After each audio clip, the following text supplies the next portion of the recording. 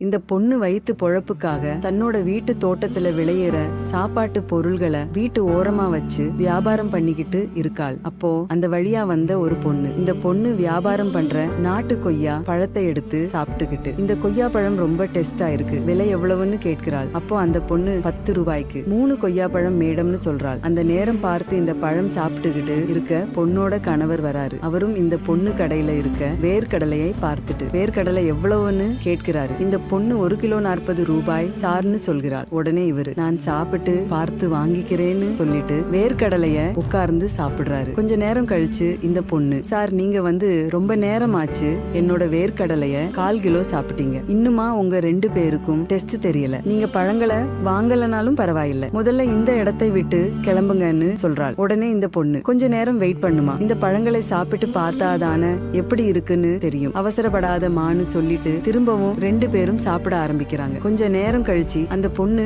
கொய்யா பழத்தை வயிறு நிறைய சாப்பிட்டு எந்திரிச்சு போறா. உடனே இந்த பொண்ணு, மேடம் நீங்க பணம் கொடுக்காம போறீங்கன்னு சொல்றா. உடனே அந்த லேடி, மொத்த பணத்தையும் என்னுடைய ஹஸ்பண்ட் கிட்டயே வாங்கிக்கோங்கன்னு சொல்றா. இந்த பொண்ணோட வியாபாரத்தையே நாசமாக்குற இவங்க 2 பேரையும் பக்கத்துல இருந்து ஒருத்தர் ரொம்ப நேரமா பாத்துக்கிட்டு இருக்காரு. ஒரு அளவுக்கு மேல பொறுக்க முடியாத இந்த பொண்ணு, இவங்களை இப்படியே விட்டா எல்லாத்தையும் சாப்பிட்டுட்டு பணத்தை கொடுக்காமல் ஓடிடுவாங்கன்னு சொல்லிட்டு கோவத்தோட அவரை இங்க இருந்து எந்திரிச்சு போங்க சார்னு சொல்லி கீழே தள்ளி விடுகிறாள். கீழே விழுந்தவனும் எந்திரிச்சு, என்னையவே நீ தள்ளி விடுறியான்னு அந்த பொண்ணை கன்னத்திலேயே அடிச்சிடுறான். இதையெல்லாம் அங்க உட்கார்ந்து பார்த்துக்கிட்டு இருந்தவர் பொறுமை இழந்து அந்த இடத்துக்கு நான் இங்க நடந்த எல்லாத்தையுமே பார்த்துக்கிட்டு தான் இருந்தேன், ஒழுங்கா மரியாதையா நீங்க சாப்பிட்ட எல்லாத்துக்கும் பணத்தை கொடுத்துட்டு போங்கன்னு சொல்றாரு. உடனே அந்த ஆளு, நான் எதுவுமே வாங்கல, நான் எதுக்காக பணம் கொடுக்கணும்னு சொல்றான். உடனே இவர், அவன் சாப்பிட்டு போட்ட அந்த வேர்க்கடலை தோலை எடுத்து, மாடு மாதிரி இவ்வளவு சாப்பிட்டு இருக்க, நீ எதுவுமே சாப்பிடலையா, இந்த கள்ளத்தோலையும் சேர்த்து சாப்பிடுடான்னு சொல்லி அவனோட வாயில வச்சு அமுக்கிறாரு. உடனே அவன், நான் யாருன்னு தெரியாம என்கிட்ட வம்பு இழுக்காதீங்கன்னு சொல்றான், நீ யாரா வேணாலும் இருந்துட்டு போ, ஒழுங்கா மரியாதையா அந்த பொண்ணு கிட்ட பணத்தை கொடுன்னு சொல்கிறார். இப்படியே 2 பேரும் பேசி சண்டை பெருசாகி 2 பேரும் அடிச்சுக்கிறாங்க. அதுக்கப்புறம் இவரு அந்த பொண்ணு கிட்ட இருக்க